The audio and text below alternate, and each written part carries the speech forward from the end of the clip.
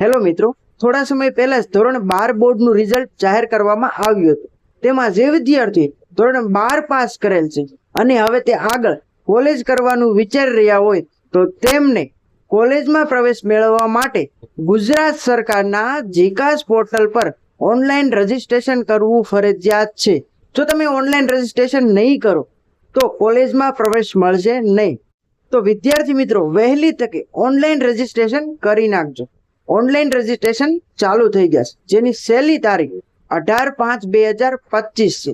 તો online registration કરવાનું ભૂલતા નહીં. અને હા મિત્રો, તમારા જે પણ મિત્રોએ ધોરણ 12 પાસ કરેલ છે અને તે પણ આગળ કોલેજ કરવાનું વિચારી રહ્યા હોય તો તેમને આ વિડીયો શેર કરવાનું ભૂલતા નહીં.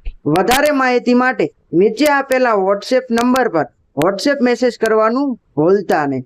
અને આવા જ શિક્ષણ અને શિક્ષણને લગતી માહિતી જાણવા માટે જોડાયેલા રહો કોર્સ અંકિત જાદવ સાથે. આભાર.